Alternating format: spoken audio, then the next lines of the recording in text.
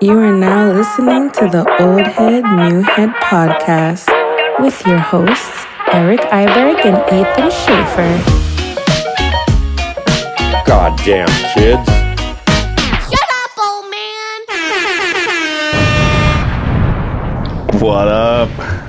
Oh, I got some new lights, eh? Nice. Look at that sweatshirt. Ski Boss. Ski Boss. How are you? Dude, everything's good. Everything's good. I'm actually calling from a hotel right now. I've been in the van for like a month. And I'm about to be in the van for another month. So I decided last night I'm staying in the hotel. Shower, internet, my own spot. Awesome. Buddy, nice work, living large. Where are you coming to us from right now, Iberg? Same place.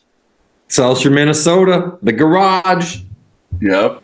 People aren't going to perceive how much time has passed between our last episode and this episode, but this has been our biggest break. I think it's 1 week, but it's realistically been 1 week and 6 days. Yes. 5 days.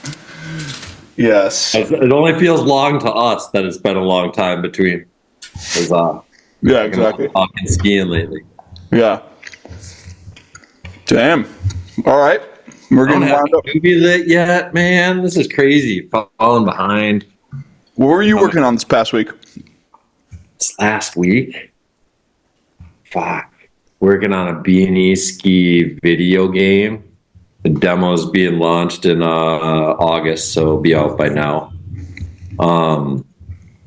I don't know, just all the fun shit, man. Planning all next year. Got all the events doing with Phil and Henrik and trying to work on some new products and new fun shit.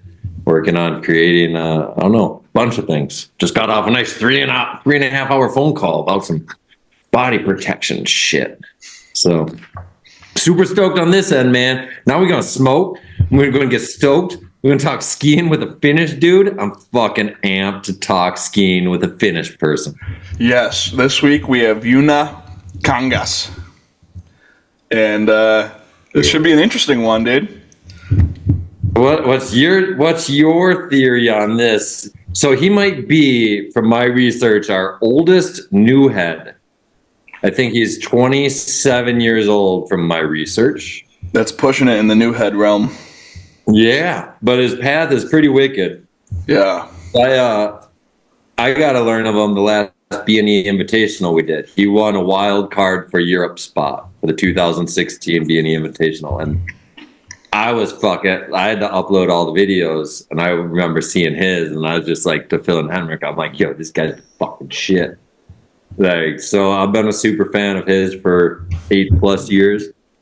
And then it just seems like his name's come on again pretty hard the last few years in the sport, and stoked to hear what's going on in that area. What do you know about this kid? Dude, well, Europe has always been my podcasting weakness. I've gotten DMs for years being like, yo, have Euro guests on. I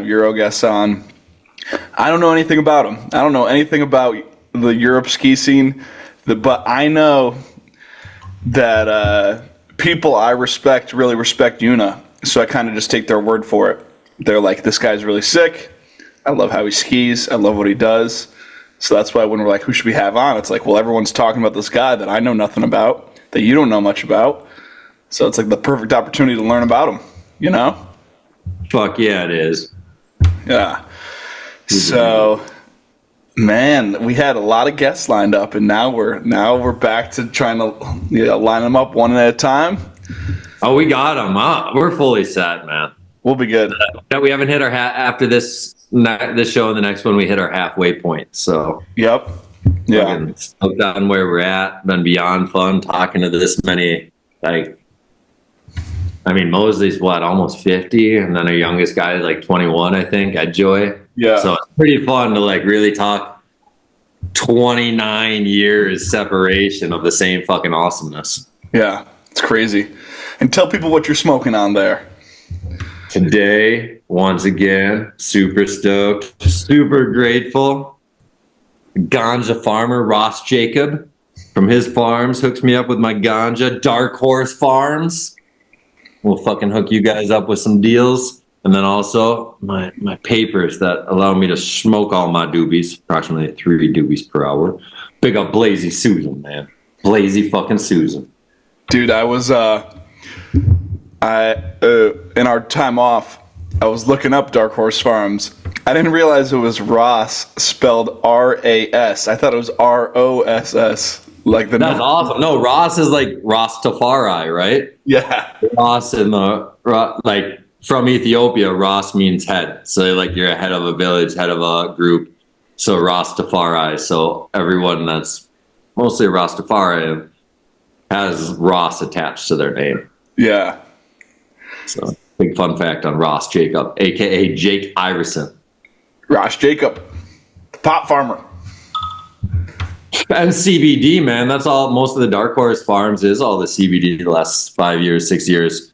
And a lot of the guys that listen to your podcast know this guy because he was out in like South Park by Breckenridge, and he used to be a big freestyler, big mogul skier, all this shit, and just turned into a straight ganja farmer. But still fucking put out segments with Josh Briggs. Ross Jacobs. Beautiful. Josh Briggs. Let's see. Let's invite Joona Kangas to the chat. Kangas. Doesn't sound very Finnish, that last name. You ever been to Finland? Mm-mm. Me neither. Here they talk about saunas. Lots of Finnish people in Minnesota. Lots of Nens here. Whoa. Let me see. All right. New lighting. I know. It's good. It looks like you're like in you're being interrogated. You get the. I am interrogating people. That'll be funny to see how many people actually like watch the visual 4 hours of our shows. Yeah, it will be interesting to see. I think most people usually do the audio only, just because it's more passive. Throw it on while you're driving. I'm just saying, the drink champs, man.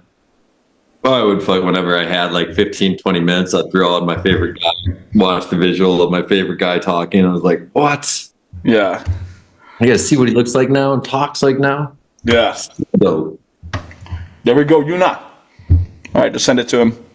He should be joining soon. What's up? how are you, Eunice? Great, thanks. What about you guys? All is good, dude. Good to have you here. Thanks. Where are you? I'm at my dad's place right now in Finland. Land of the Finn. Yeah. Sick. What city is that in? That's close to Tampere in central Finland. It's called Parkano. Small town. Super small. I am out of my depth of Finland. I will have to pull up a map to see where that's at. Me too, but could you even spell what he just said? No. No. Yeah, I don't blame you guys. It's awesome sounding though. So Eunice, one of the most fun, actually I'm going to start why we do this. So first of all, thank you so much for being part of this. So the reason why I want to do this with Ethan is I got to do a 2-plank show with him last winter. And I really realized I didn't have a fucking clue what the young kids think. And it makes sense. I'm 44, right? And I'm not super into it all, but I was like, no way, I want to just talk to all the younger guys that are fucking killing in the sport, see what they're up to, see what their paths are, see why they do shit. And then we'll do a new head, old head podcast where we'll talk to the young guys, see where they're at, the leaders in the young group. And then the next week we'll talk with an older guy, a guy who's been in the game forever, created his own path and did whatever. And maybe when people listen to it all said and done, they're like, whoa, there's a lot of different angles I can take in this sport. Because that's kind of the whole point. There's not one path and there's not a path to copy. It's kind of like a create your own path kind of sport / art. Yeah. And, you're one of those guys, I got so stoked. When I asked everyone, who do we talk to? Your name came up, and I'm like, what the fuck? He's better. I remember uploading your B&E fucking wild card. So I didn't even think of you as a young guy. And so, I was looking at it, because I was a super fan of you. Like I pushed you so hard with Phil and Henrik because I was just like, no way, this kid's like different level shit. And so it was fun. I didn't even like think of your name that much until everyone started hyping you. And I haven't been that involved the last couple of years, but I don't know. It's super fun to hear your story. And I'm fucking stoked to talk Finnish skiing with you because Likewise. since the beginning of our sport, Kenner and I have always sat down since like 2000. And we're like, we're the Finnish skiers because you guys had Finnish snowboard like just wave in the early 2000s. Yeah. I always knew the talent was there in skiing, but it never went international like the snowboarders did. And so stoked to hear how your scene works, man, because it's a unique vibe that everyone knows about, but no one really has a. Yeah, pretty low-key scene up here. That's the point of the show, my friend. Yeah. But yeah, stoked to see you too. It's been like 6 years. No, 2016, man. 8 years. Yeah. Yeah. Long time, man. Yeah. And shit you've done in the last 8 years when I research you, it's so fun to like watch your trajectory and see where you go and where you're at today. So big up yourself on everything you've done the last 8 years. Thanks. Fuck. Thanks for bringing me to the event. I'll never forget that. That was Phil and Henrik that picked you. Cool and then you got to the location where Phil and Henrik picked you after the audience picked you, right? There was a down days open event for them to pick the best guys, and then so like you double won something. You won at there, and then those guys won. Pretty awesome, man. Yeah. Could you let's mix it up a little bit. Let's tell the story of the B Invitational really quick, just to keep things fresh for folks, because that's when you guys first met, and that's it's a place we could start. So what was that? What was that event, Iberg? Just for context. Yeah, I want to hear it from. I've told the story a bunch. Like, let's ask what the B Invitational was. Like, what was the event? Well, from my perspective, that was an event of like a big gathering of the dopest skiers, like all of the skiers that I was a big fan of. Got to see them ski this creative park and just have a good time. Music. Yeah. So that event, Jonas won online contest where people got to. Phil and Henrik selected 18 people that they were heavily influenced by, who they just thought were the shit, and it was to bring people together in a skate park like built snow structure to do jam sessions, and then all the guys that competed voted on best overall, best style, best individual trick.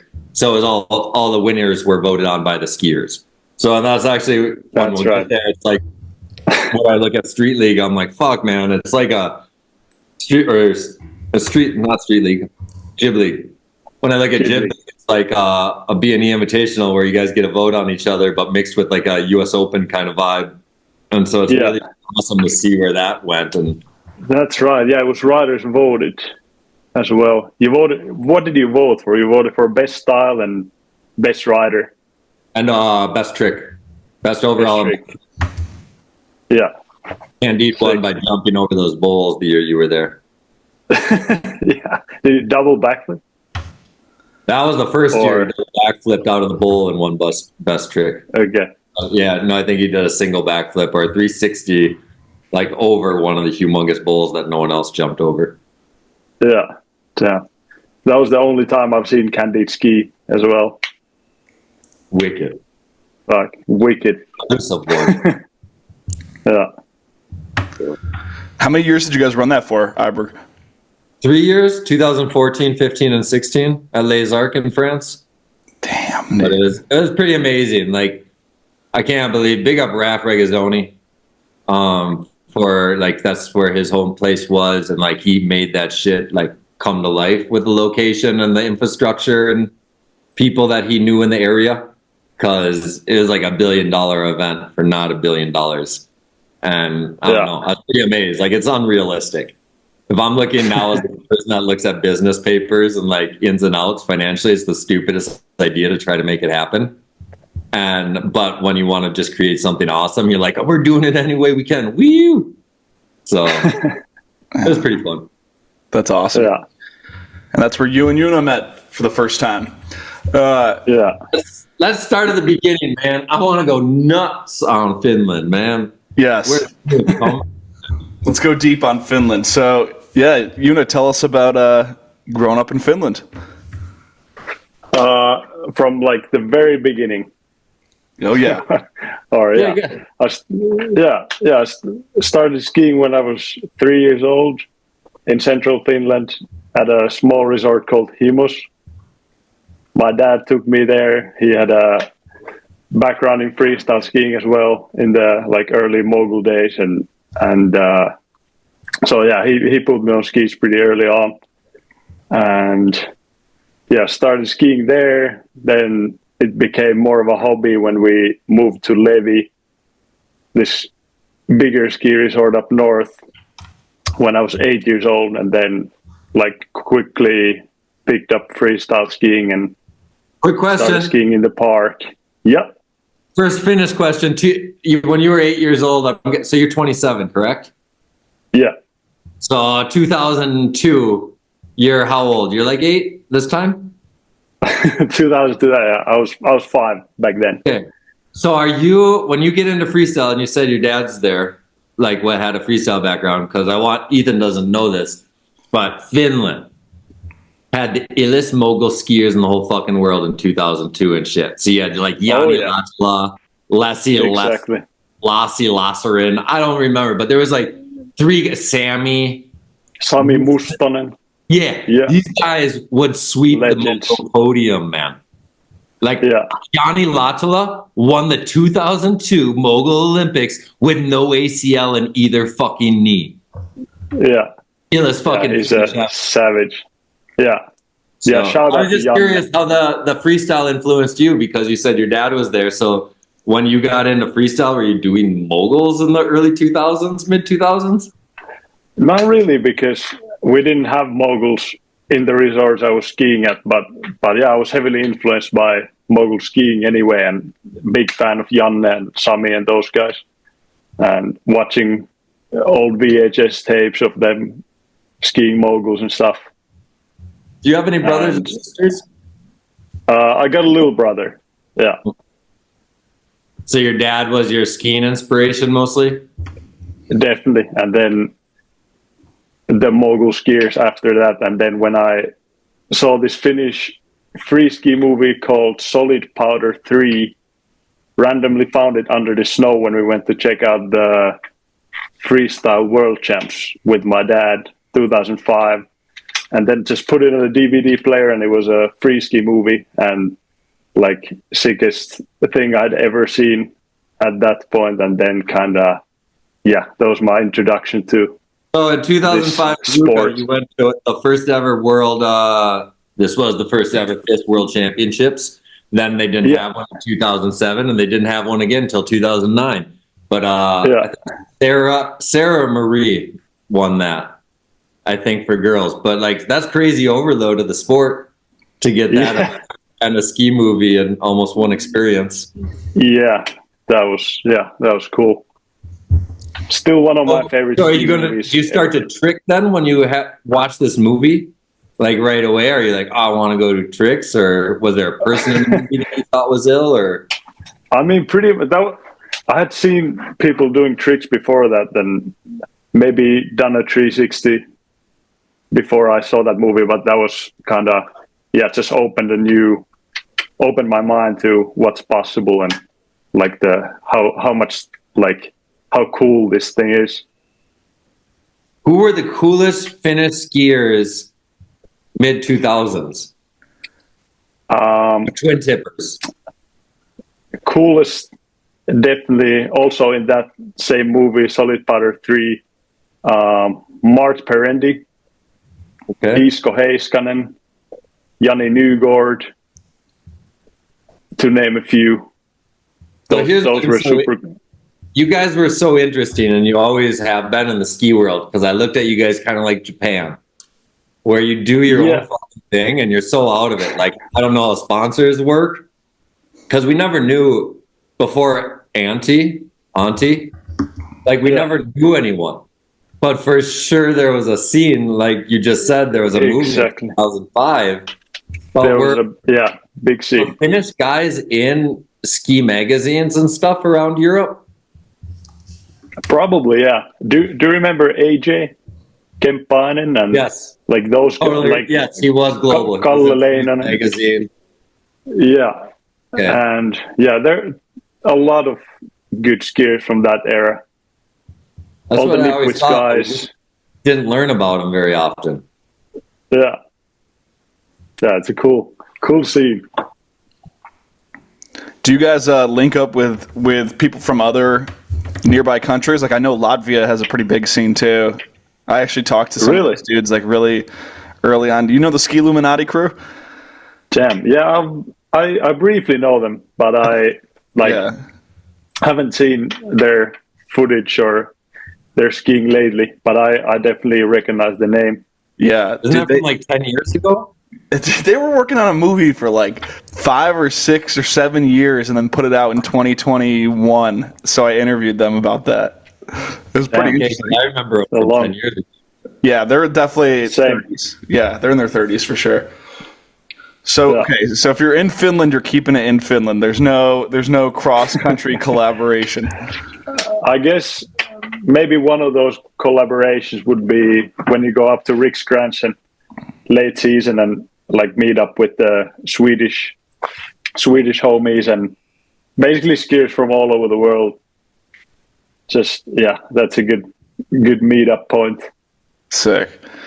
And what was well, also, first of all, Iberg's taking a swig of the 40. I didn't know you had a 40 this week. Happy to see it. We're back to normal, man. Like, it felt so weird not having a 40. You had a 40th birthday. No. Let's hold up the drink. Oh, the 40. Yeah. I see. Yes. So what was ski or die? Because I remember seeing footage of this. This was the Finnish event, right? It was like it was kind of like the Orage Masters, but over in Europe. Yeah, that was organized by the Nipwits. The Nipwits guys. Yes. Okay, it's all coming back to me now. Yes, this is all adding up. Did you ever go to that?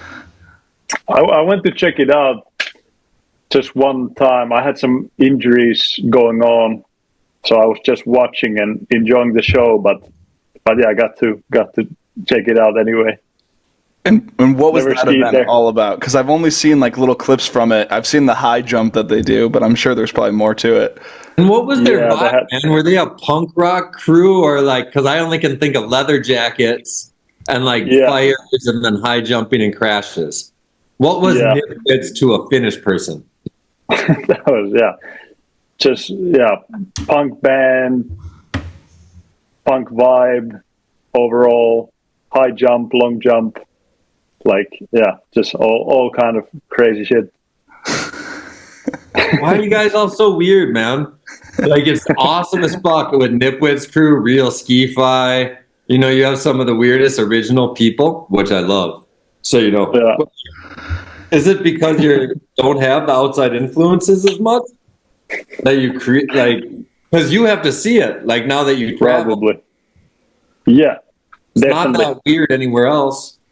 I guess it's just maybe the lack of outside influence and just using what you got and trying to get creative and make the most out of it, or like in an original style.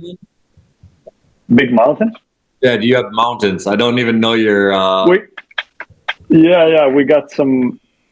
Well, my home mountain is 500 meters tall, and the highest mountain in Finland is around 1,000 meters. So they're not high, but still good for park skiing, especially. Some good tree runs as well. Little free ride stuff, but mostly park.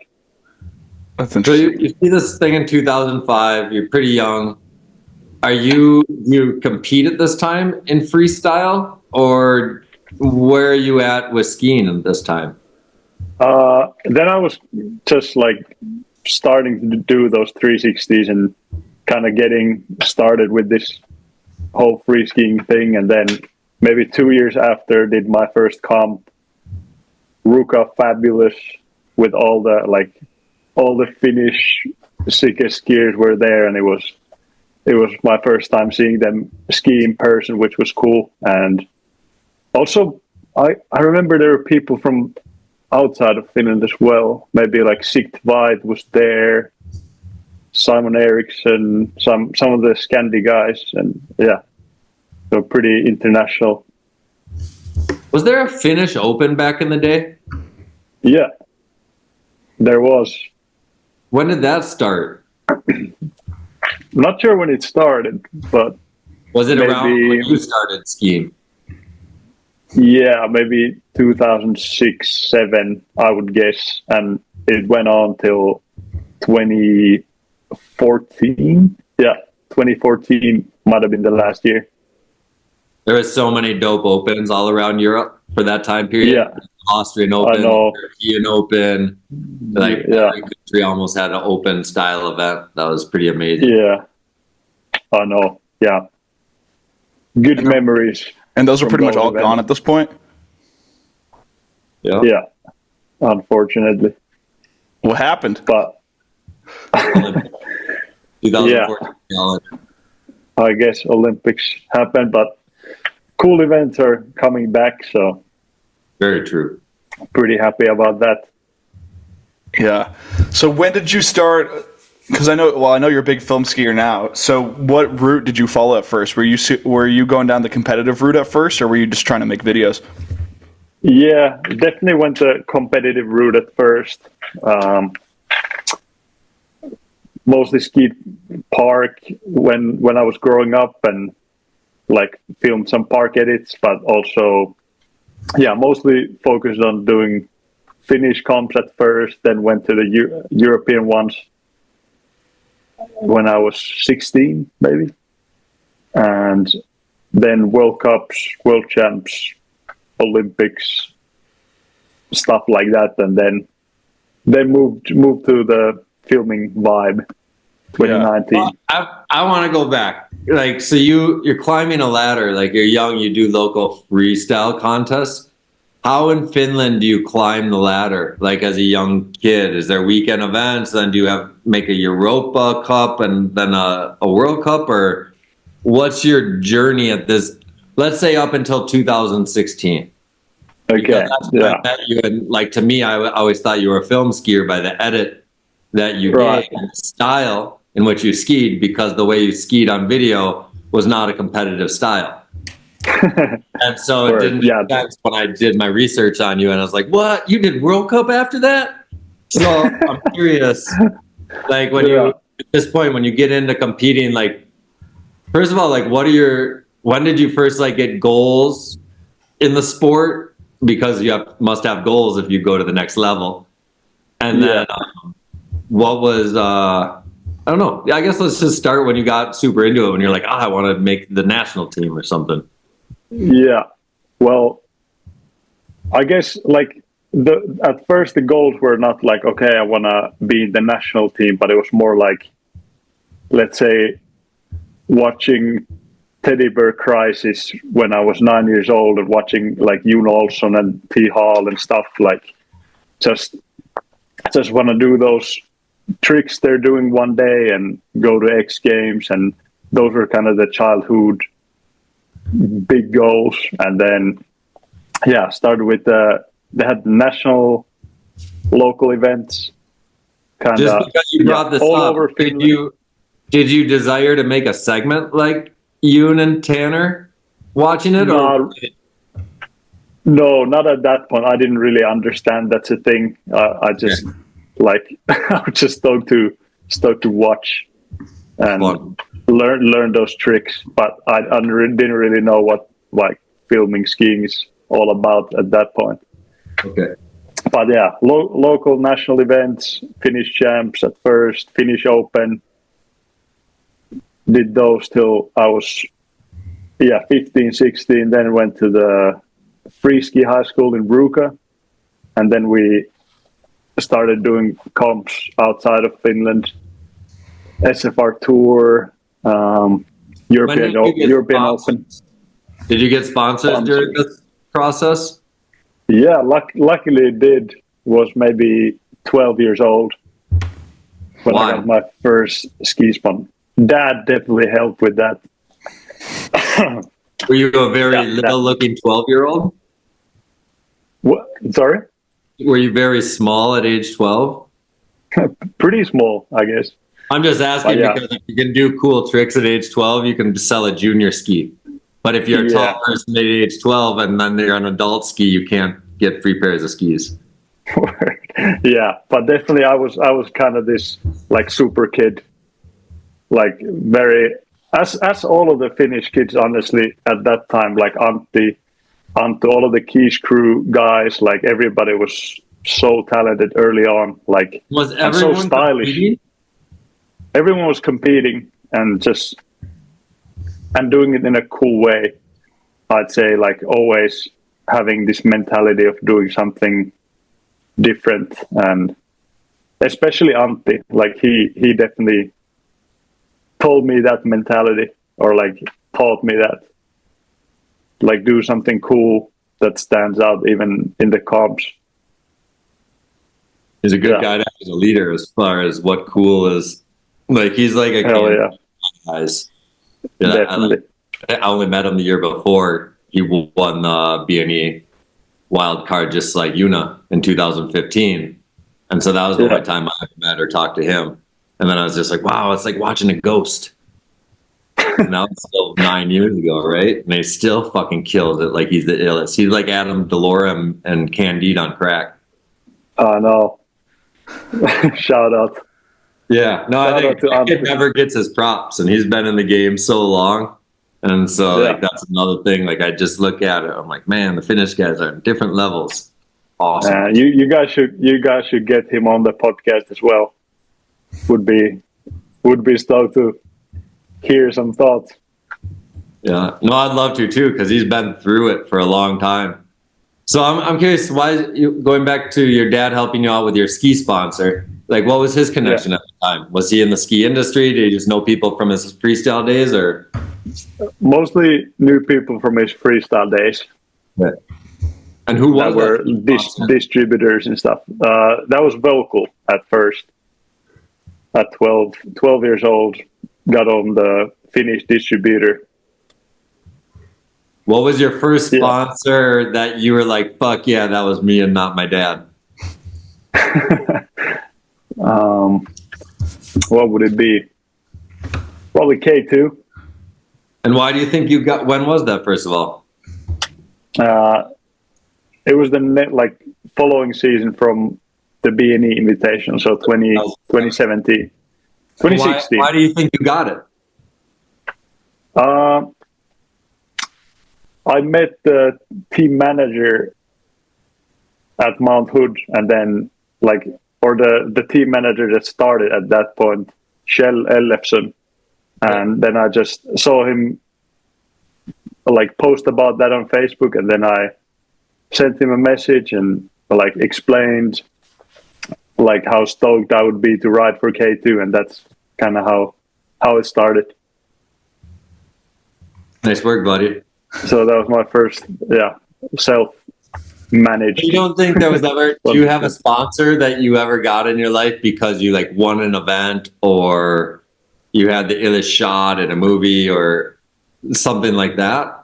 Or was it always connections mostly in your life? Not mostly connections and just natural evolving, or communication wins everything. I guess. What was your first sponsor that was paid? That wasn't just like a discount code or anything like that. Was that Vocal sponsorship? No, that was products. Maybe with a discount code at first. Yeah. Then eventually free, but I guess K2 was the first paying sponsors from the ski industry.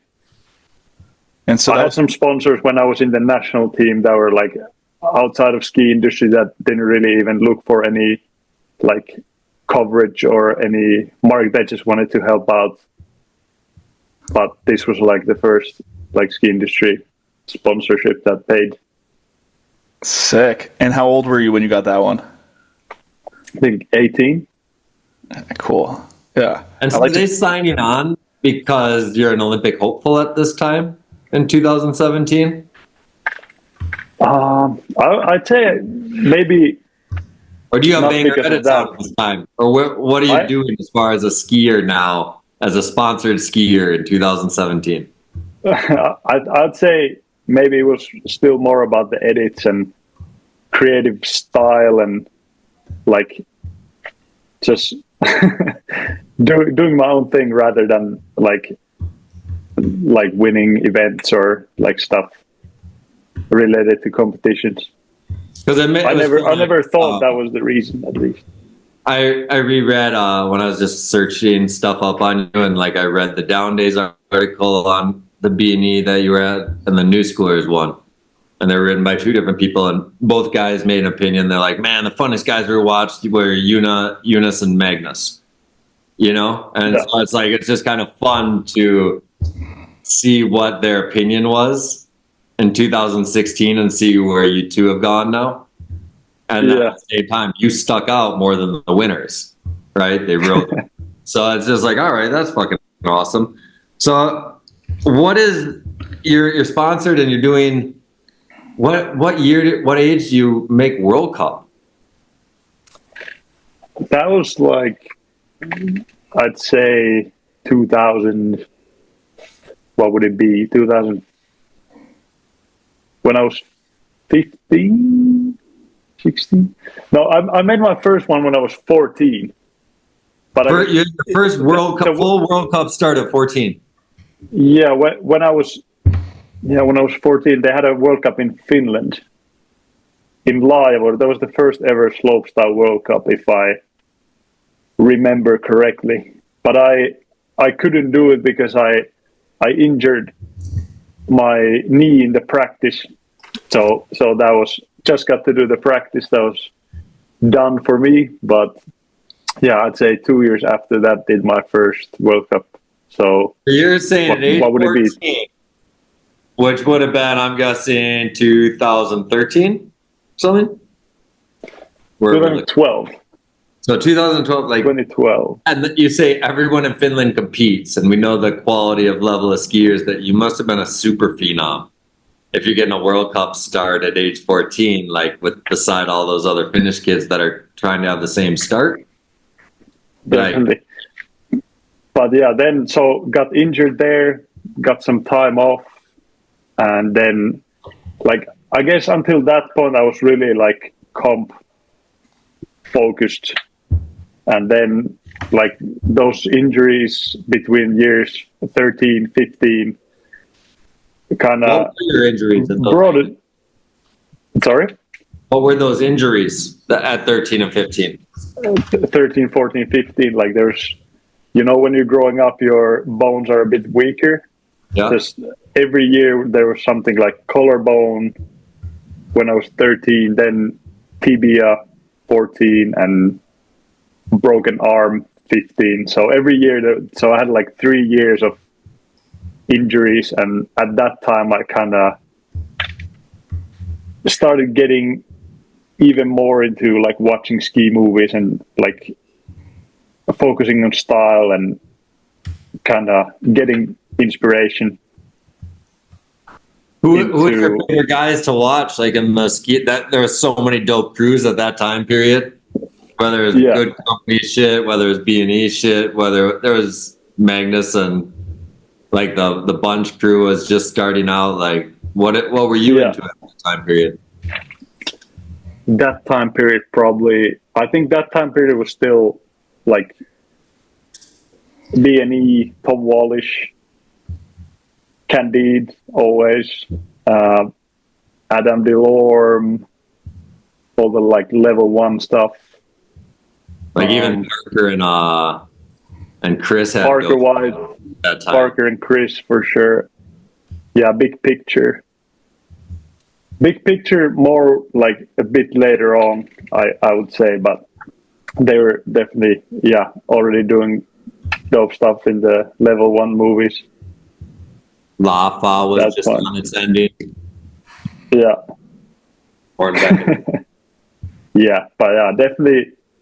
Yeah, I started like I was heavily influenced by Adam DeLorme when I was 15, and after that, like just started like doing more butters and like just trying to get into that kind of skiing because it was so fun and so cool to watch.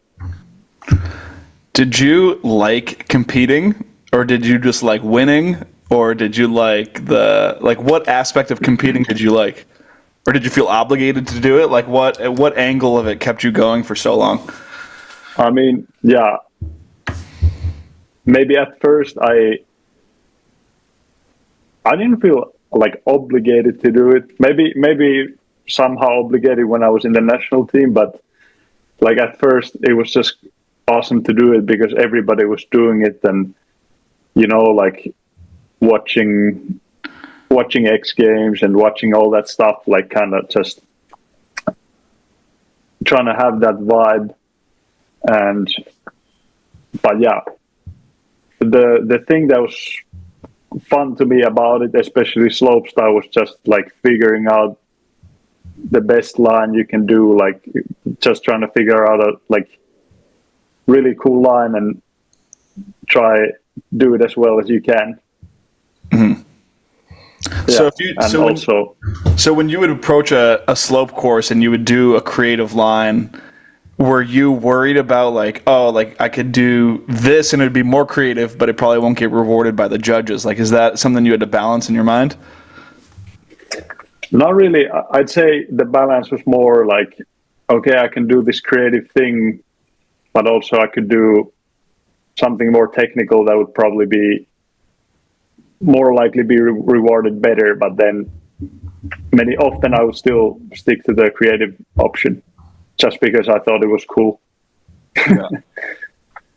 And it worked out for you, right? Like if you were able to still continue to go to World Cups and make an Olympics.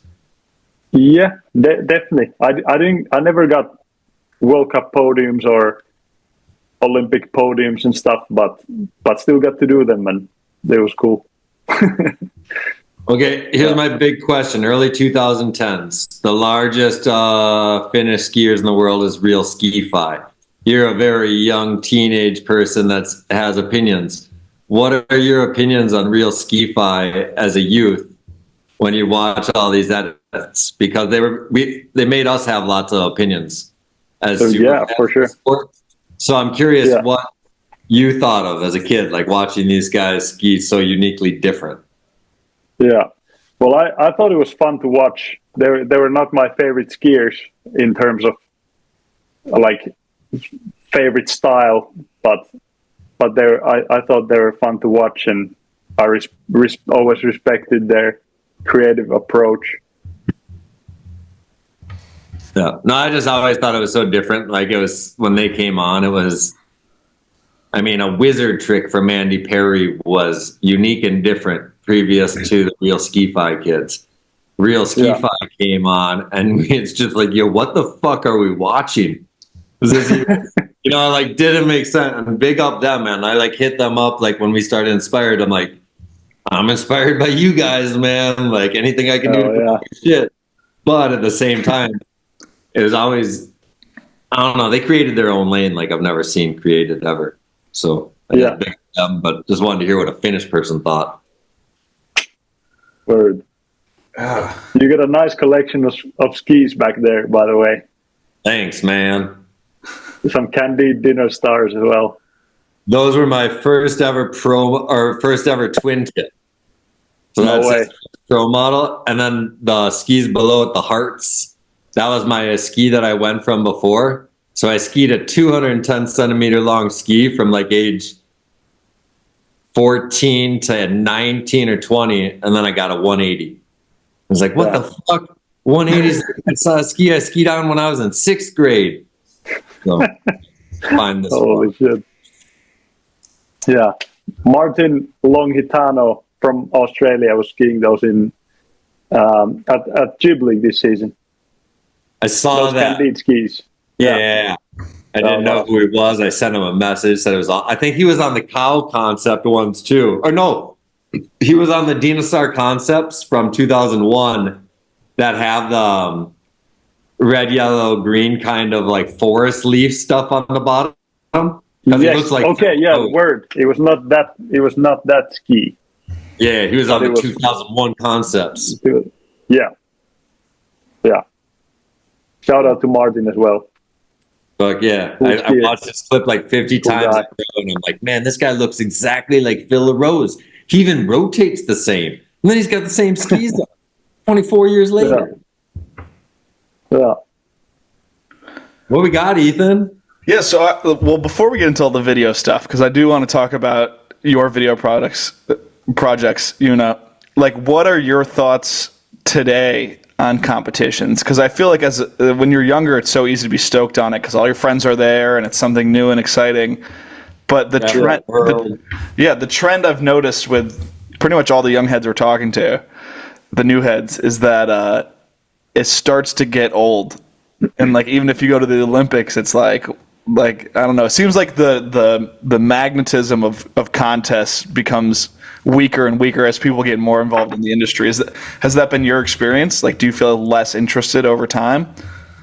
Yeah, I'd say so. But like the events that are happening now, like Jib League and all the invitationals and stuff, I think they have that, like, they have exactly the vibe that was there in the beginning as well, that I really enjoy. And I think, they have the good free skiing spirit. So the FIS contest just got stale. Is that really what it comes down to? Yeah. I guess When did you I guess. retire from FIS? Did my last FIS event in 2019. Park City World Champs. That was the last one. What was your highest podium ever at a World Cup, or highest World Cup. rank? World Cup, probably 7th place. Junior World Champs, 1st place. That's my career highlight in terms of competitions, probably. Yeah. Can you tell us about your Olympic experience? Because you went there for Finland. And could you just tell us a little bit about that, 2018? 2018. Yeah. Broke my pinky toe 2 weeks before. So it was a heavy experience. How did you break your pinky toe? Pretty classic, just running inside and hit it super hard on a suitcase, on the wheel of a suitcase. Yeah. And at Breckenridge, and then just tried to rest for 2 weeks, heal it up. But yeah, it was a heavy experience because of the toe. I could barely get my foot inside the ski boot and then get it out of there. But I could still ski. I was very fortunate with that. Were you drunk? No. That's good. That'd be a bad Not even drunk. You'd be sad. Yeah. No, but it was cool. Skiing was a bit painful, but manageable. My family was there watching, which was a special thing. They traveled all the way to South Korea, and so I think that was one of the best things about it. Yeah. What's it like as a Finnish person? Because it's different in every country. Like how big or small or how much it does or doesn't matter. Like, is it a big deal for a Finnish person to go to the Olympics? In Finland, it's definitely a big deal in general. And what happened to you in life or in skiing Did any new opportunities or new fun things happen or bad things happen because of the level that it was compared to the rest of your ski life?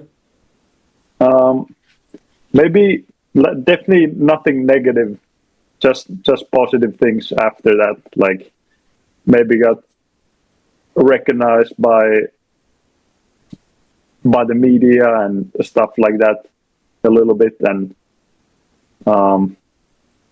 there might have been some sponsor opportunities after that and stuff like that. So you're saying you did get new sponsors came on board in your life because you went to the Olympics after? Yeah. Awesome. Potential ones. Yeah. But did anyone, like, because you went to the Olympics, did you get new sponsors? No, not because of that, not directly, but got some like connections after that. Okay. Due to that. Yeah. That's interesting. So what was your deciding factor for leaving the FIS circuit? Like, was it between seasons, middle of the season? How did that go? That was pretty much middle of the season. So I did the World Champs in Park City, and actually, sorry to correct, there was one more World Cup after that in Corwatch, Switzerland that I did, but in between those two, we started filming Keesh Life movie 2 around Innsbruck with Antti and Anttu. And that was my first, like, to be full part, and just loved the process and being around Innsbruck and filming with those guys and filming for a video part. And I just thought, like, that's gonna be it from now on. How do you end up in Innsbruck?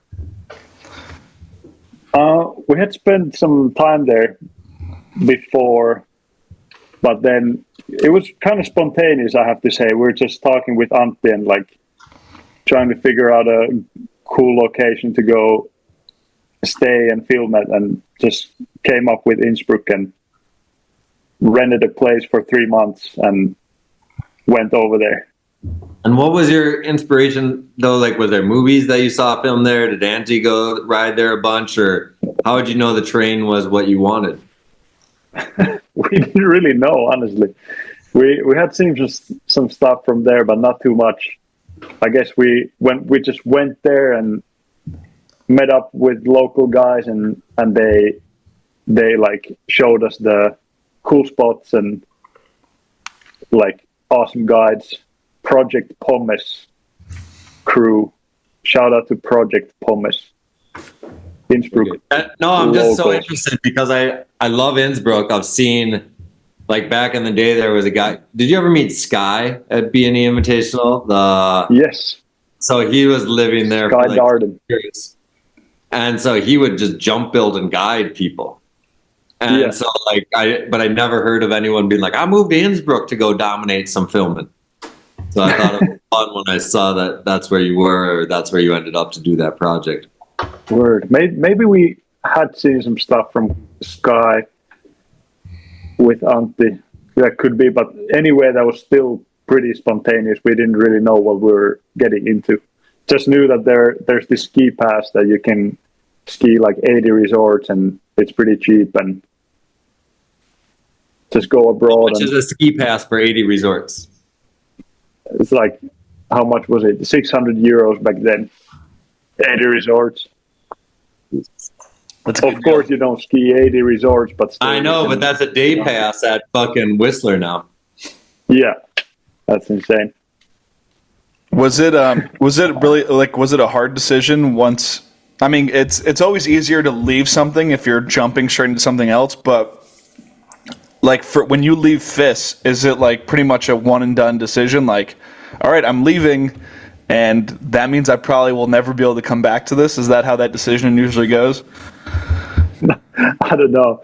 Could be different person to person, but yeah, I didn't really even think about like if it's one and done, or if it's going back someday, or just felt right at that point. Yeah. The way Fisk Never, kids like never to say went it, back. Ethan, Fisk kids say they retire from competition skiing. Yeah. Yeah. Because, yeah, No, so many I never retired from that. That's for sure. Just That's what I'm saying, though. The kids that only do FIS events, that's what they say. They retire. yeah, But people that exactly. actually ski, film, create other contests, do whatever, you don't retire from the sport ever. So it's always Never. funny when you hear someone in twin tip competition world be like, I'm retiring from competitive. You're just like, why are you sending out a press release that you're retiring? So the fact that Eunice will probably never retire because he creates. Yeah. That I agree.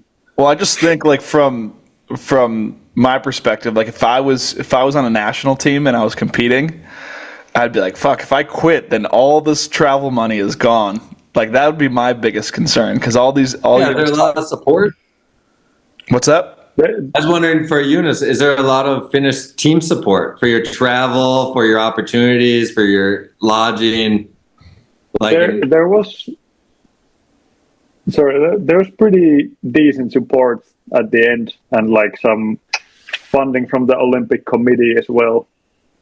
But still, I just didn't really think that's too big of an issue to lose that. Was working in the summers and lucky enough to have sponsors that were paying a bit of money at that point. So I was just trusting you that worked I'm every summer financially a good. job. Yeah. And what have you done for a normal job over your whole adult life in the summertime? In the summer, sometimes different, usually outdoor jobs, like working at a bike park and golf course and coaching, stuff like that. And is it 100% by choice, or is it something you need to do just to sustain life? When I was younger, it was something I kind of had to do to get some budget for the season. But now, last 2 years, I was in New Zealand. Last year, coaching a little bit, and the year before, coaching a lot, and got to ski a whole lot over there at the same time. But now it's like not necessary, but it's just I just like to work a little bit, you know. Yeah. No, I'm just kind of curious for the idea of like, because I don't have any clue on the cost of living in Finland or what your lifestyle choices are. So I'm just curious if the sport can provide a living for a life for you. At the moment, it can, and because I also like don't use that much money, more like for the necessary stuff. Do you live on the road still mostly in life? Yes. Like in the winter? Yeah, a lot on the road. My parents still help me out. Like I can when I go back to Finland, I can stay at our place in Levi. And you don't need to pay rent for a place that you're not at. Yeah, at the moment I am. I got a place in Innsbruck starting from June 1st. So now I'm paying rent for not being there, but I'll go there soon. Yeah. Sick. So tell us, so I want to know more about Keesh Life now, because that's like primarily what I knew you from. I knew Keesh Life and I knew Knuckle Huck because I was just there and I saw you competing whenever that was. Oh, you were there in Aspen. Yes. Yeah. I usually go, but I'll work in like different contexts. Sometimes I'll like do two-planger stuff where we're interviewing people. This year I was working for the TV crew, so I was like in a production trailer most of the time. Yeah. But we didn't meet each other there. But Keesh Life is like what I would see you in. So could you tell us how that all came about and a little bit more about that? Yeah, definitely. And now we call it just Keesh without the life. Yeah. So Keesh crew. It's a crew of friends that formed during our high school years when we went to this free ski high school in Ruka. And Keesh means what? Just Keesh. It's a very abstract word that can't really be explained. Yeah, I found it funny when they asked you on the Down Days interview and you wouldn't tell them. So I wanted to see what you were going to answer us. Yeah, you guys gotta come up to Kuusamo and like to the holy place of Keesh and figure it out. Holy place of Keesh. I'm going to Google it. Yeah, but yeah, so awesome group of friends from the school years, and started filming together in the park at first, and then film some spots and make some movies. Nice. So I actually didn't know that. So it was just a high school group of friends. I thought you guys were. I don't know what I thought actually. That's really interesting. So how did you guys like? What was the? Were you guys making like smaller edits before you started making your longer ones? Yeah, and many of those friends were also already like childhood friends. Mm-hmm. And if you guys are familiar with Nelly Pictures videos, that was a kind of a group or a like video production before Keesh that, for example, Antti was a part of. You should check those out. Nelly Pictures. Okay. Neli Pictures. But that's kind of like, so that kind of formed into Keesh. Mm-hmm. More like amateur, more like DIY vibe. Yeah. Just filming each other. Are you guys inspired to make movies at this time, or are you inspired to make edits? And this is what I'm interested to in the transformation with the end of movies, the long say, and I can say a movie is up to 25 minutes, even though, and they have like a cover art, they have a soundtrack, they have credits. So when you're at this point, when you want to make Keesh edits or whatever the word is, like what is the inspiration to make an edit and why do you do it? Like right now, these days. No, when you started Keesh Life, when like that he's talking about that you're bringing up, like what's inspiring you to take time out of your life, go ski for no medal. Yeah. You know what I mean? Like you're going out and fucking killing it. Like you have to get a team together. It's a lot of fucking work. Like what's the goal? Like let's all get individual segments. I don't know. That's what I'm interested in. Yeah. At first it was edits and then full movie eventually, like individual segments and like just, the traditional ski movie style, but with our own flavor and own vibe in there. And when you do an edit at your age and your generation, or a movie that you built up to, when you put it out, do you just release it online, or do you tour it around Finland? Do you show it at film festivals? What do you do with a movie at this time in life? We had some Finnish premieres for the first movie and then just put it online on Vimeo. But for the second one, we already went to Hi-Fi Festival and did some like premieres outside of Finland as well. At least the Hi-Fi premiere and a couple of premieres in Finland and then put it online. So yeah, there were always premieres as well. Good ones. Do you still do premieres around Finland for any projects? Yeah, we're planning to. We just finished up with a 2-year movie this spring, and now we're editing it and planning the tour in Finland and internationally. So stay tuned for the Keesh 3 movie tour coming up this fall. This is coming out, I think, in mid-November. So maybe you're could be we're by then or over. If we're done with the editing. See. Yeah. What type of movie is it? Because I know that your segment in Keesh 2, Keesh Life 2, you got a lot of backcountry. It's like mostly backcountry, if I remember correctly. So is it the same thing for 3, or did you guys mix it up?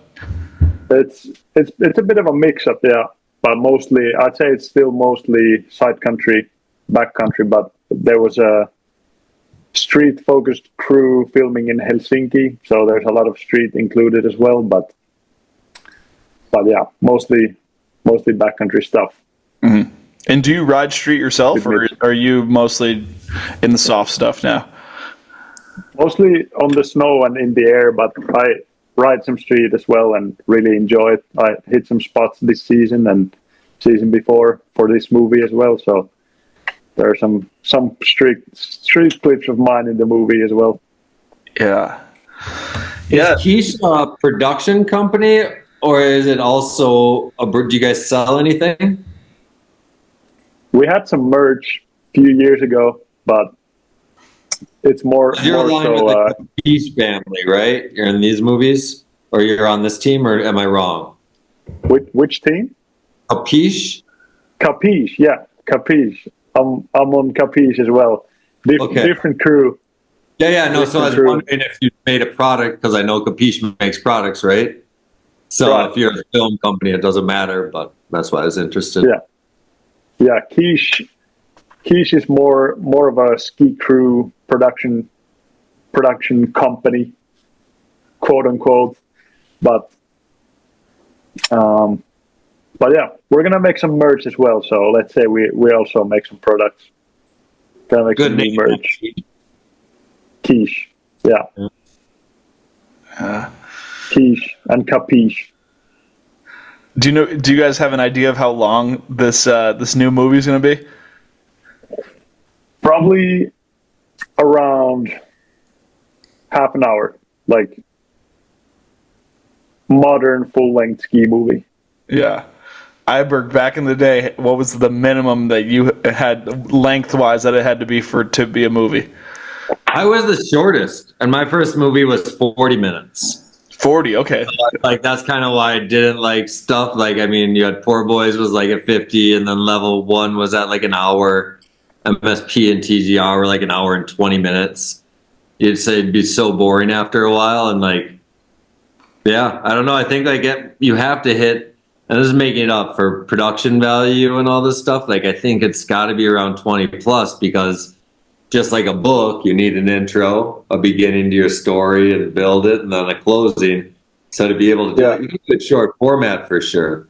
But if you're like really kind of giving a story or a visual through your story, that's what I make up. This is only Eric Iberg's opinion. There is no fucking book on it. But just in the ski stuff, like, it's because like it gives you time to meet the characters. Like, you got like short format, there's no character building either.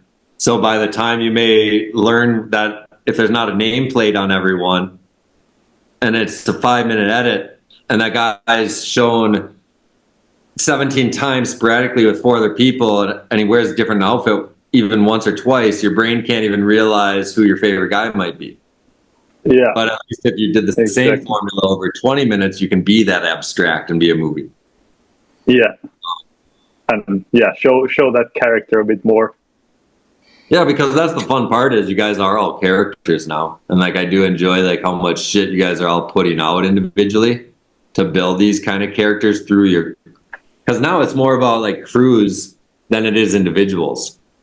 Right? Yeah. Like, even like small crews, like a Make Homies crew in Utah.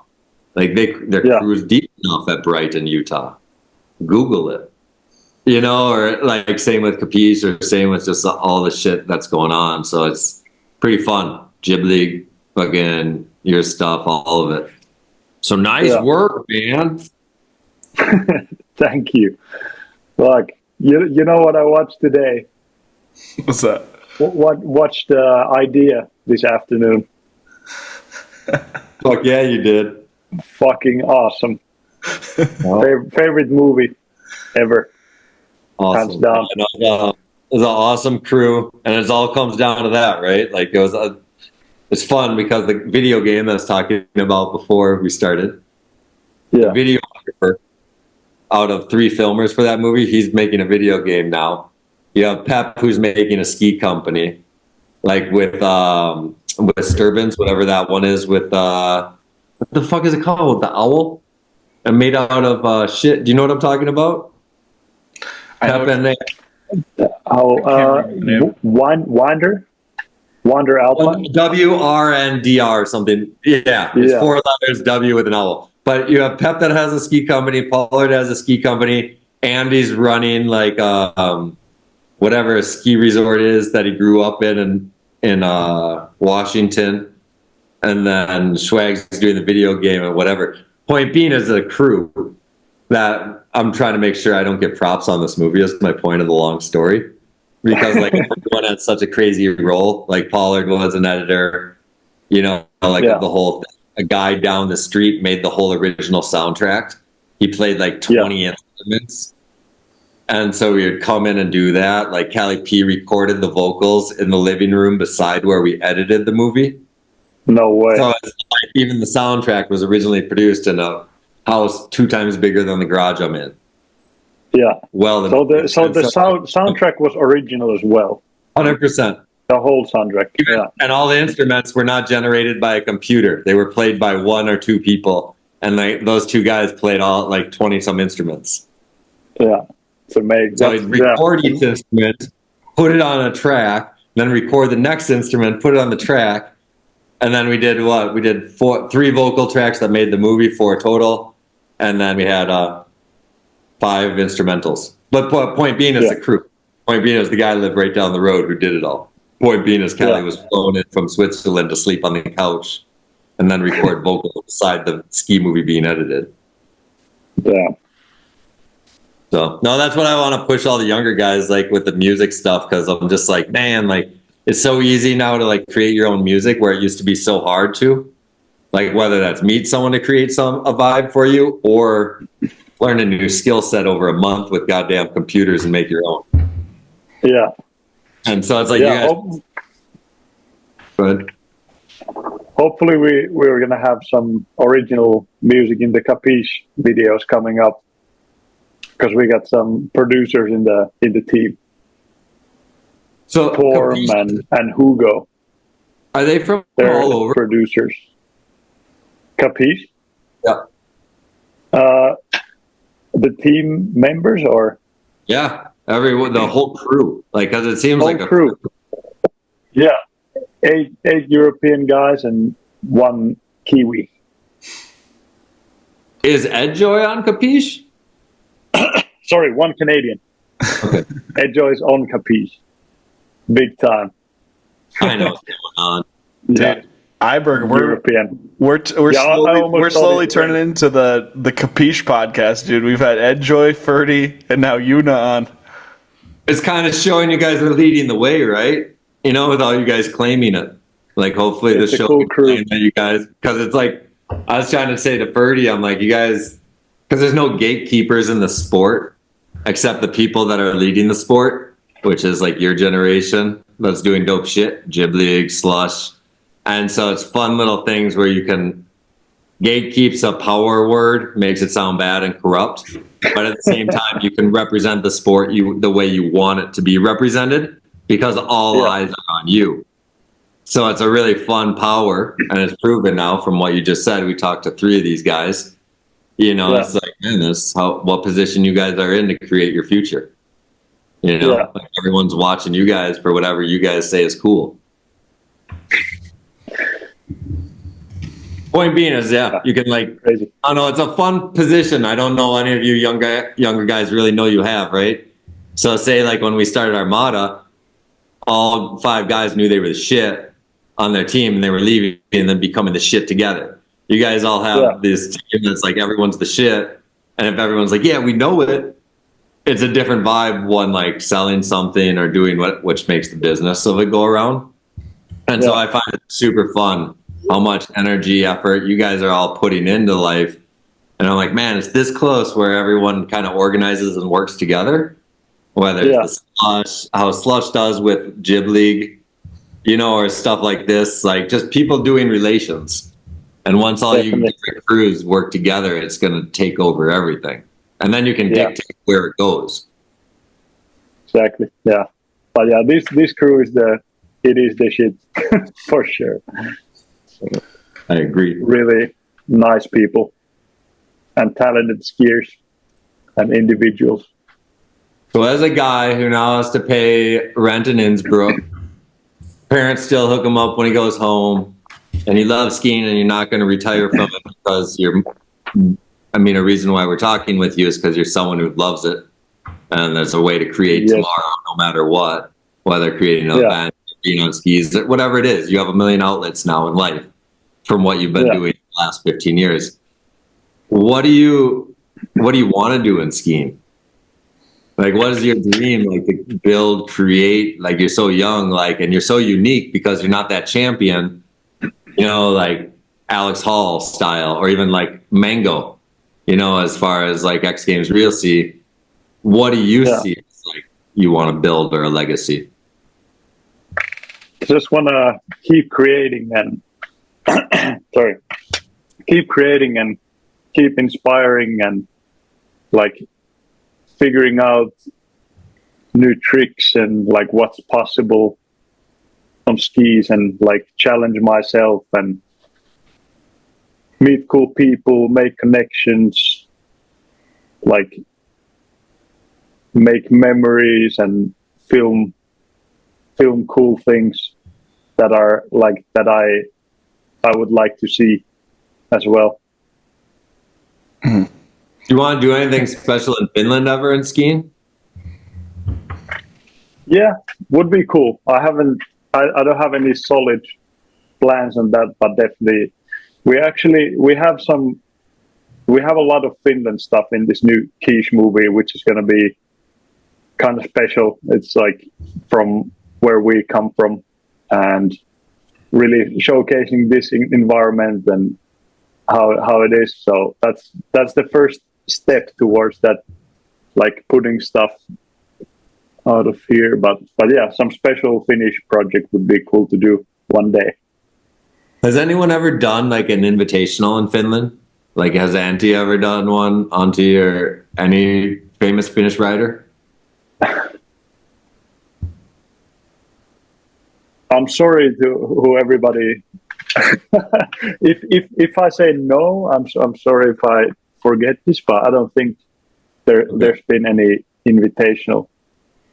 Yeah, and that's why I asked, because one doesn't stick out in my head, you know, because like in all the other regions and all the other states, like I'm finding so many obscure invitationals, but they're kind of legends in their region or area. And I don't know, it's interesting because even in our sport, I mean, fuck, Tanner did film trips there in 2004, you know, so it's been a huge part of our sport since the beginning. As far like that was, I was so blown away, like the first, like early 2000s, when everyone's like, let's go to Finland. And I'm like, you're going to spend how much money on overweight camera gear, like ski bags to go to a foreign country in the dark? I'm like, do you know how much a ticket to Minnesota cost? Like, no one understood that 2000 to 2004. They would all take a budget and go drop fucking 50,000 to go to Finland and film rails. It's crazy. Yeah.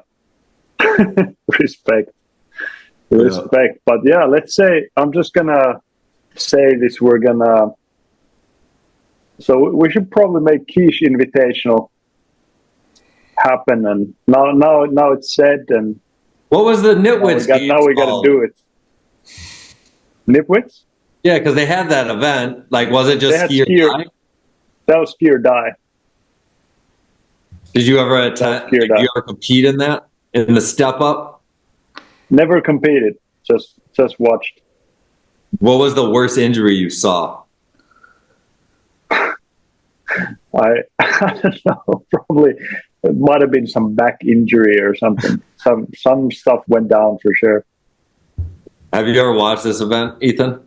I've seen clips of it. Yeah, it looks awesome. It looks like dislocated hip, dislocated shoulder material. Like if you fucking fuck up. Yeah, it's like a skate event brought to skiing, like that kind of punk attitude. They should do more of those. Yeah. That was like, it was so sick. That was sick indeed. Everybody remembers it. That's pretty awesome. Like so everybody around the world. If you do the Keesh Invitational, just spitballing, what do you think that would look like for you guys? Some like old school big shit. Oh, like a fucking big money booter? You want like a huge jump? Or like, let's say, big wall ride, big hip, QP. Bigger than the Sammy Carlson Invitational wall ride? No. Let's not go that way. But But something like that, like those old school wall rides where you have like two kickers on both sides and like the wall in between, maybe even a gap there. Who's the coolest something like that. resort? Where would you host it? Like, because to me, the coolest resort always looks like that one you guys all film at night. Yeah, that's Ruka. That's the most popular amongst free skiers. But I would like to host it at Levi, my home resort, because that's right. There's a good spot to do it right next to the village, so it's easy for people to go watch, and sun is shining and good spring vibes, and yeah, right next to the village, which is not typical in Finland. Usually the parks are a bit, or the slopes are a bit like, further up.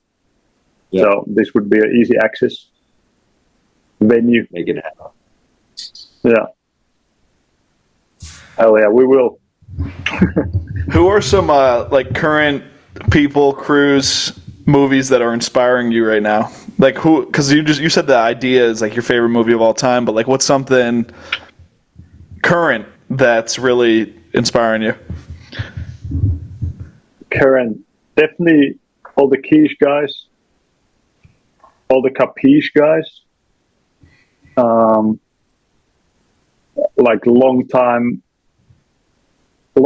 idols, Parker White, Adam DeLorme.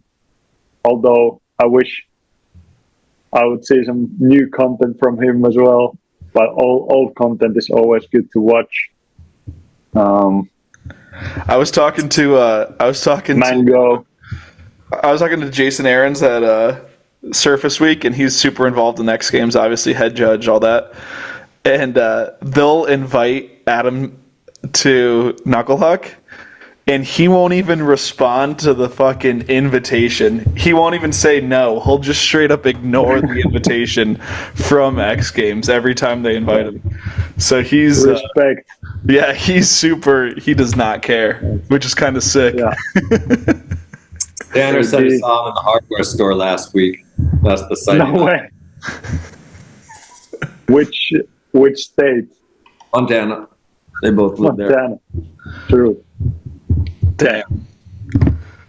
Iberg, that'd be a sick one to get for this show, dude. It really was. Oh yeah. I think even Tanner, though, it's like same thing that we all say. He's like, you really don't give a fuck. Yeah. I think he's building houses. I think and that's like he's always just done his own thing. It would be a fun one, but I think we could answer all his questions. He's like, skiing was awesome. I don't give a fuck. Yeah. That's something today. Yeah. But yeah, to continue that list, yeah, like definitely Mango, all the Suede guys from Sweden, the Bunch, yeah, so many people, so many crew doing cool stuff. But this is, yeah, at least a few of those I mentioned. What are your thoughts on Knucklehuck? Because that's like the only event I really see you competing in now, and I know some people have mixed feelings about it. So, what do you think of Knucklehuck? I had a really nice experience. Went there once. That was a kind of a dream to go there and just ski that knuckle, see what I can do. Yeah, Aspen, get knuckle. It was my dream.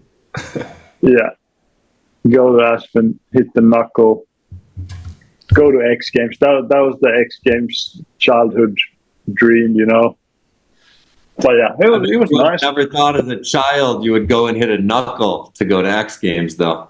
No, I never thought of that. Never thought of that, but that's how it went. Like what you did when you couldn't hit the jump because it was too windy. Yeah, That was your only thought. Unreal. Did you, Iberg? Did you see? They just announced that they're doing the multi-stop X Games tour. Yeah. What does that mean? X Games League. X Games League. So I think. Yeah, I saw that. Yeah, this is a recurring segment on this show where Iberg's trying to figure out the next revolution of skiing, and we kind of just generally hypothesize about it. Nothing adds up to my head right now. This is the next half pipe league. You're like, that's a dying sport. There's not even access to that sport. Now you have X Games League. They're talking about F1 style owning teams, and you're like, how the fuck are you going to own a team? So my head hurts on all the new opportunities. Yes, I do. I think it's the F1 style where it's like a PGA tour, or like anything. It's going to be the multi-stop tours, just like Jib League was doing, and now Shaun White's doing the half pipe one, and X Games is doing the Snow League. Yeah, it's crazy. Yeah, it's three leagues now. Yeah, that's it. I'll go with Jib League being the dopest, man. Jib League's the dopest.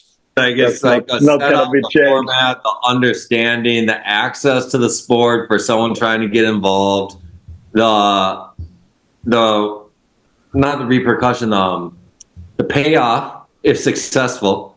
And you don't even need to be successful, because if you just dope, how many eyes got to see you that weekend? And going to what Eunice said earlier about his connections, mostly. If someone pulls up at Jig League and doesn't get voted on as the illest person beside 50 other ill people, but you're like, whoa, that one kid skis like no one else, even not the winner is going to maybe win every week. How many people got through? How many people got inspired to film something? Like that doesn't happen from those other events.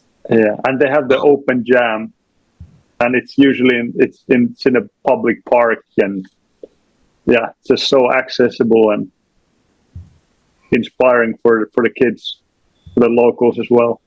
Yeah. No, like this year we did these B dog off the leash and these dolo days. Yeah, saw that. And it was like the one in Minnesota. It was ages 3 to 55, guys and girls, and it was just like anyone did a trick, they won money. And we saw like 10,000 runs on a tow rope. And how many people are like, you're a winner just for showing up and trying, rather than being a loser if you did your best and got third place. Yeah. You know, because it's like entry was free. They just had to buy a lift ticket. And so it's fun to see people actually creating events for kids to think there's a way to get involved. Because the hardest part is, if you watch half pipe, first of all, it's scary. If you want to drop in a half pipe, it's scary.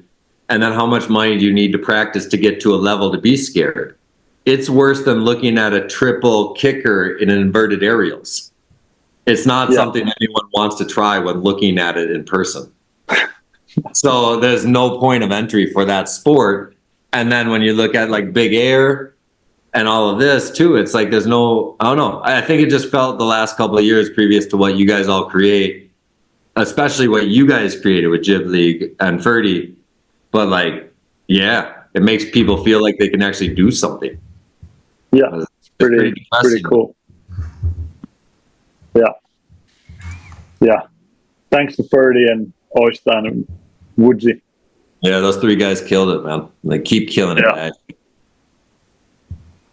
Yeah. What direction are we going, Ethan?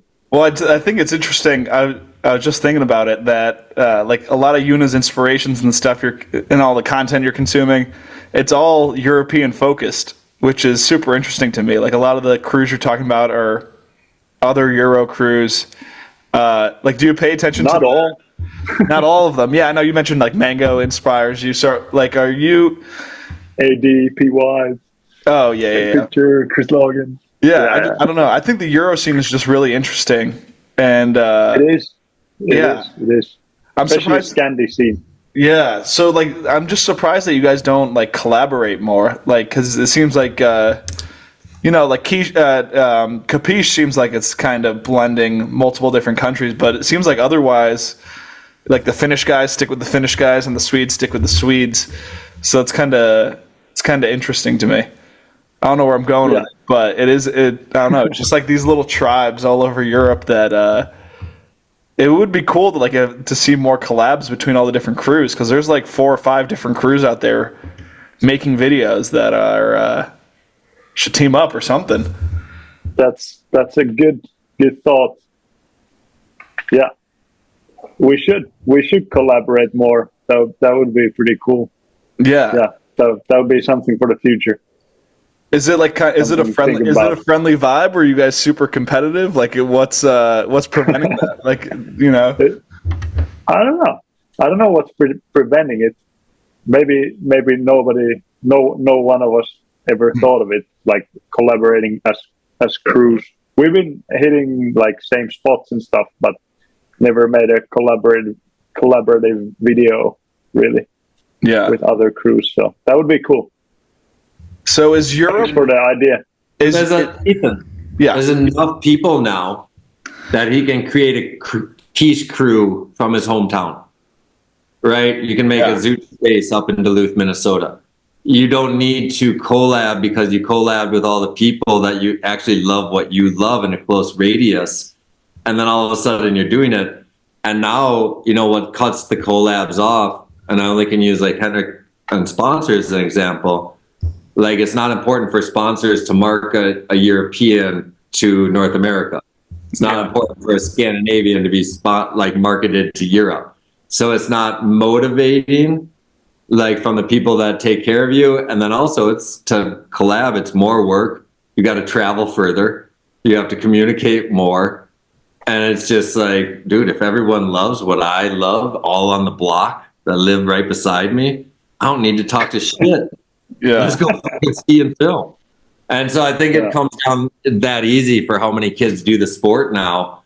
And the collabs you talk about are possible for like, I don't know, if you showed all your different crews movies and you had a fucking whatever, Keesh Life free ski film festival at your ski hill, or something that like, you can bring people together that way by collaboration. Cause that's what I think needs to happen. Exactly. Where you guys certify and you always say, I'm promoting their shit too, because we think it's dope. And once everyone in those circles start promoting each other, you have 5-6 groups that are ill and they're all telling each other these groups are ill, then you own the world. Everyone has their own little piece. Exactly.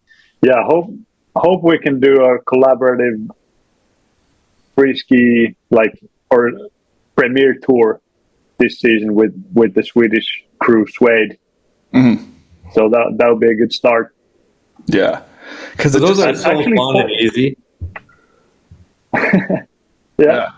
I was just gonna say, it seems like in the States, like in America, you have kids from all over the country that all go to Salt Lake City, and then so all the hometown crews dissolve, and then they all come together and get shaken up, and then Salt Lake City has a crew made up of people from the, West Coast, East Coast, Midwest, from all over, and it seems like Europe doesn't have that same effect where everyone gets mixed in the same bag, and then you have a crew with 3 guys from Sweden, a guy from Finland, and a guy from Norway. It all seems very segmented into where people are from.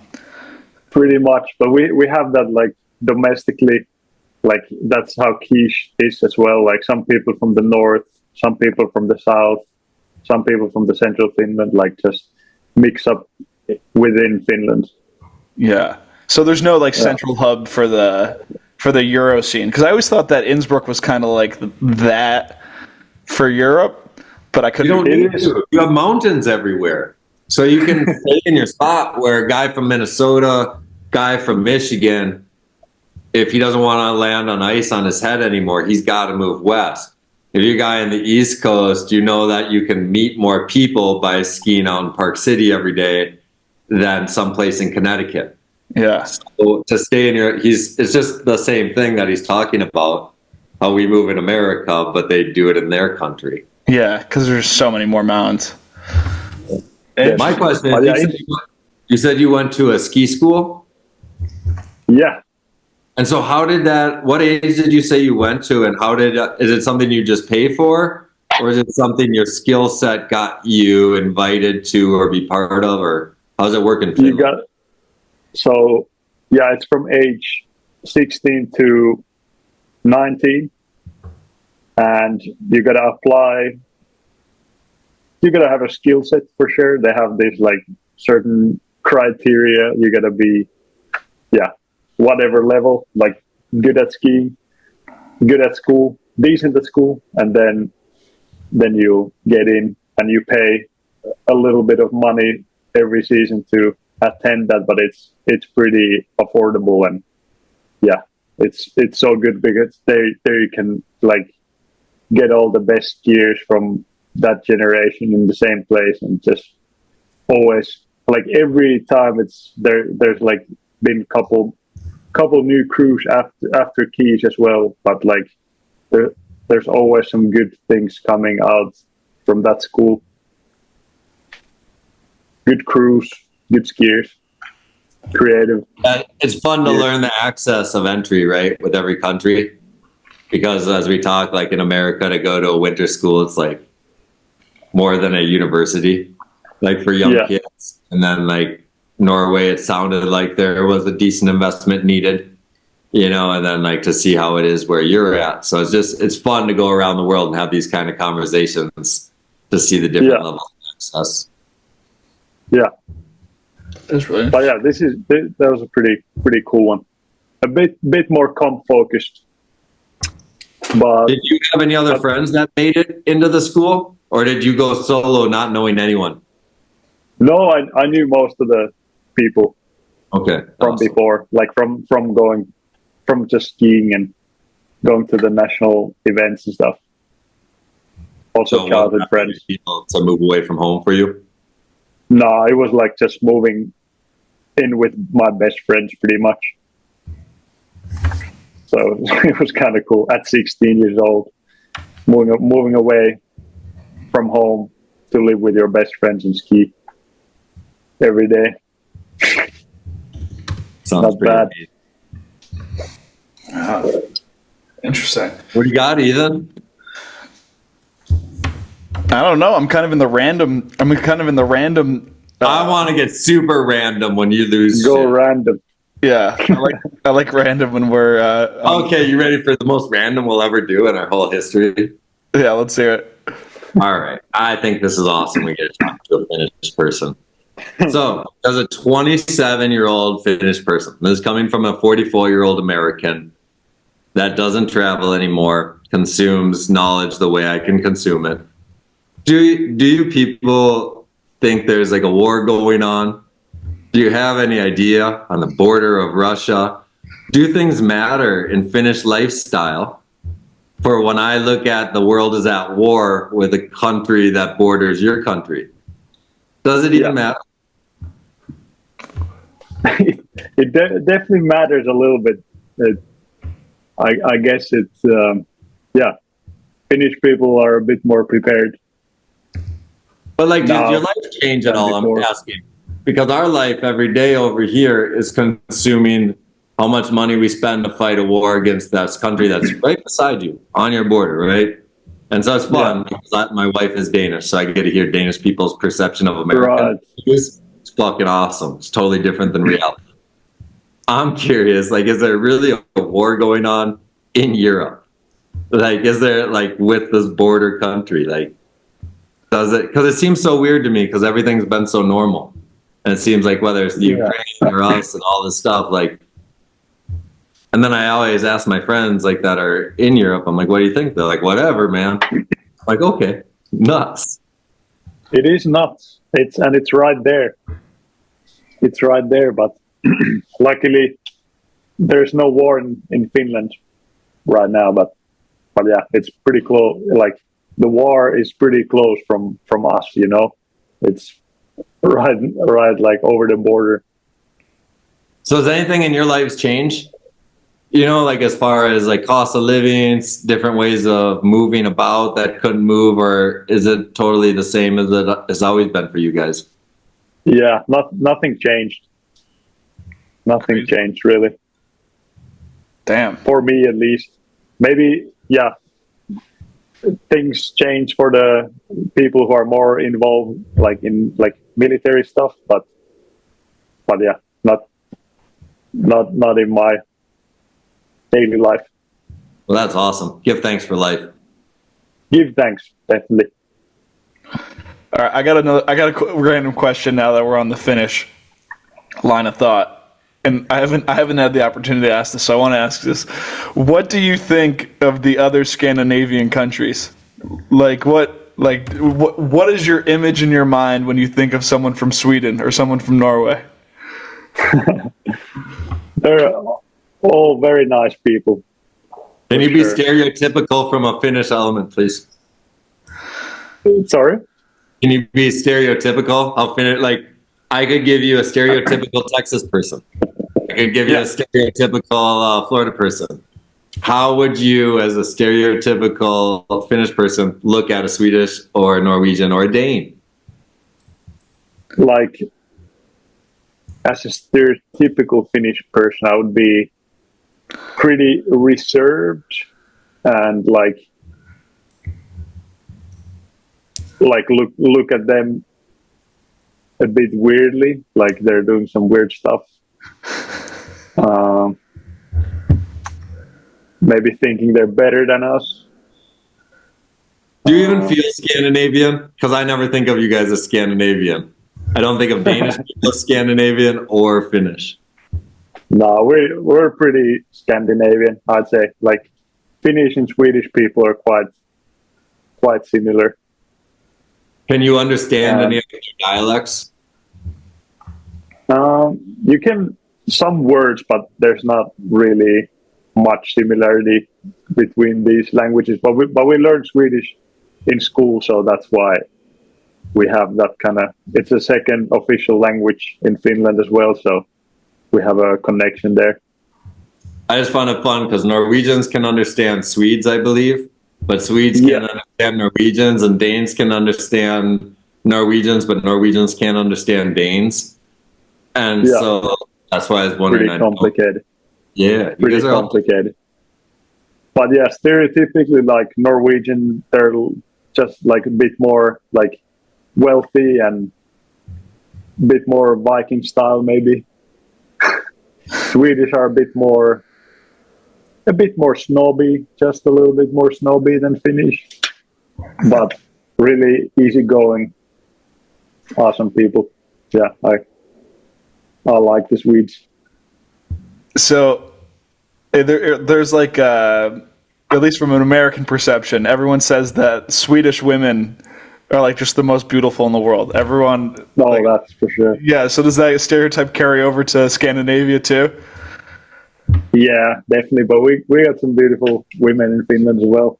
Yeah. So I'd say all Scandinavia has their own DNA, and it's pretty awesome. So like they each have their own. So if like you go through Denmark, there's like 2 strands of DNA of girls. Sweden, there's like 2 different ones. Norway, there's a lot of Finns in Minnesota. So like I've met a bunch in my whole life, but they all have a certain jaw structure, a certain face kind of blend, and it's unique and different for each place, man. Yeah. It's nuts. Go do a Scandinavian. I need to. Maybe next winter will be a Europe. Maybe I'll just go around Europe next winter. We'll see what's up. Yes, you should. Dude, yeah, maybe I'll have to stay in touch with you and figure out like a good route to go. Cause that'd be interesting, man. I'd like that a lot. Iberg, what else we got? What else you got random? You got notes, you're turning pages. I have so many notebooks and I probably grabbed the wrong one, so I'm going all off memory. Yeah. Keep looking at the last meeting business notes, but no, I don't think I have anything else, man, other than like really stoked on what you're doing and like hope you get to do it for a long time and you have a lot of opportunity in Finland because it's like, man, you have so many OGs lay the groundwork for you. Definitely. Like, thanks to the OGs showing the way. When I see that, I'm like, fuck, man, your country's had like 20 years worth of groundwork put in. Like, and even like this, so like, go own it, bring a Jib League there, go put those kids on the map and let them stay home and dominate. Hell yeah, Jib League in Finland, that would be awesome. They're looking, man. All you need is lodging. You just need lodging. Once you can find lodging for you guys, you can get locations. Yeah, I think we can make that happen in the near future, hopefully. Yeah. Make it happen. Iberg, do you have your list of matchups? Oh yeah, you know enough old school people. So Phil Casabon got all bummed on me because he said I didn't have a reoccurring theme in my podcast, and I needed one. And so I'm like, I don't know what it should be. And he's like, oh man, you should make him pick between a legend, an old head, and a new head, since it's an old head, new head podcast. So he has created a list where you have to take your personal favorite, say who's doper in your opinion, pick one. Now, normally there should be a consequence because otherwise you can always say, oh, I don't want to pick one. We don't have one. So you got to just pretend that you have one. Just got to pick one. I'll pick one. Mango or Pep? Pep. Alex Hall or Tanner Hall?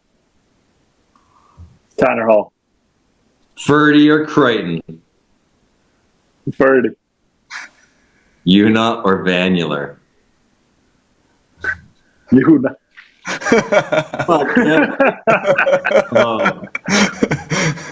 Quinn or Sammy C? What was that? Quinn Wolferman or Sammy C? Tough one. That's a tough one, man. Quinn Wolferman. Edjoy or TJ Schiller? Eddie. Ante or Delorum? Oh my God. This is I think you can't make it as tough as this for me. I'll go Ante. Fuck. Respect to both of those guys. Danny idol. B or Meek D? Mikkel Dishno. Danny B. Unicorn or Yoon Olsen?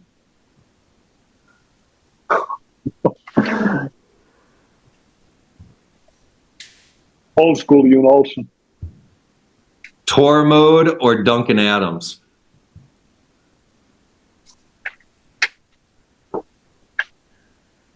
Torm.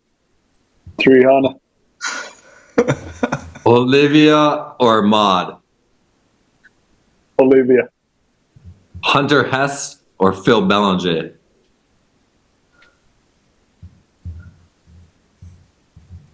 Tough one as well. Might be Phil Belanger.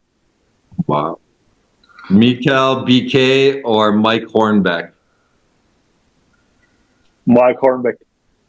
Nice work, man. You're the first one to go through the list. Yeah, he was a lot more, but he was better equipped for that than Chris Ben Shetler. Yeah, Ben Shetler did not have the knowledge of any of the younger people. Yeah, that was a good list. Yeah. Really good list. On creating that. He's going to have to answer all those questions next week. Yeah, thanks, Phil. Yeah, I think there was definitely some of those people personally, some of those people from ski movies growing up. So there were different kind of influences in different matchups. But yeah, it was a good one. Word. I got nothing more, man, other than super stoked. That's it, man. Stoked to talk skiing with you, man. Everything you're doing, congratulations.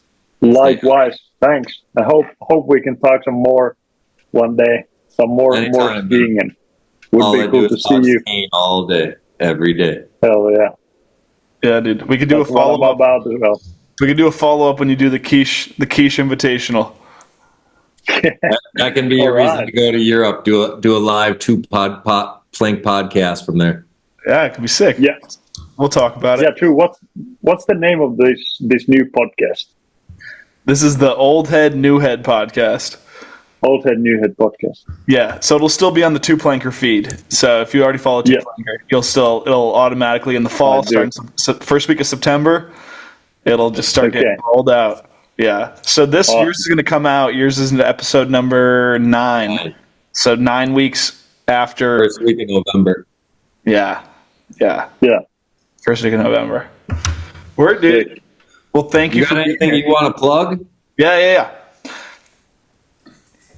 Anything you want to promote? I want to give a shout out to Keesh. Want to give a shout out to Keesh, and want to give a shout out to my mom and dad and my brother Samuel. And I want to give a shout out to Iberg for idea. That was a good watch today. That's awesome. That's the second time it's come up in the last like 5 days. I just talked to the head guy of K2, McBride. I believe it's Ryan McBride, and he's like, "Man, I saw idea, and that's when I got into skiing." And I'm like, "You're the global fucking marketing guy now?" He's like, "Yeah, I started with Jay Leventhal under line and full tilt." I'm like, "That's awesome. Idea rules." Big up Eric Pollard, Pep Pujas, Andy Mayer, Justin Wiegand, whole damn crew. Good stuff. Awesome. Yeah, and shout out to all my sponsors. Actually, that's something I always would like to shout out. Yeah. And who are your sponsors today? K2, Keesh, Gyro, and Absolute Park. So thank you guys for all the support and love. Beautiful. All right, dude. Thank you for being here, man. Thanks for having me. It was a pleasure. Yes, Keesh. Pleasure to talk. Keesh 3 coming out this fall. Coming out. Stay tuned. Awesome. Come to the premieres Word. or watch it online. Sounds good. Or All right, man. We will let you go. I'll see you later. I'd have a good See you night. later. Peace. Have a good night. Peace. There we go. Boom. Bomb. Connect. Could be our shortest one, coming in just a little under 2 hours. It was our a little over 2 hours, eh? Yeah, we're approaching it. But I think it's good. That was an episode where you're planting the seed to like see. He's like, if they follow through with like the Keesh Invitational and like whatever Keesh ends up doing, which is 2 very similar names. I'm glad we kept those balanced in our minds. But yeah, that's planting the seed for some future work.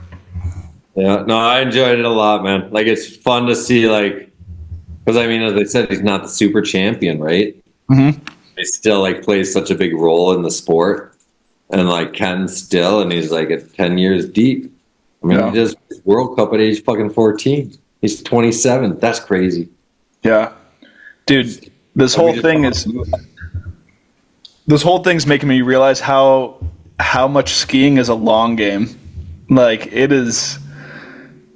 You can like Crichton have like a 2 or 3 year career where you just pop off and then disappear, but like if you're really stamping down a serious legacy, it's like 20 plus years of work. It would have been a long game if he didn't have his disease, I know, yeah. And it is a long game, and it's a matter of like figuring out who you are, and then even longer, because as we talked to Tanner, just age 25 years in the game and just learning taxes. Yeah. Maybe he's just starting his realistic adult life career in the sport. Yeah. At 25 years, and who knows, if we talk to Blake, man, he'd probably be nuts to talk about how many cycles he went through in a career. Yeah, it's insane. It's really insane. Love it. How many, what's the DPH? Which we got? Well, we did 2 hours, only 5, and starting number 6, so... No, that's about right, yeah. Little less than 3 DPH. It might be my slowest. Dude, we're getting warmed back up, man. We're getting warmed back up. We had a week off. We had 10 days off. But it's about to get nuts, because we got Cassavon next. We got Cassavon next, and then after that, we got Osap Berg. We got Owen Dahlberg. Our first person that isn't known for their skiing. He's behind the camera, behind the computer.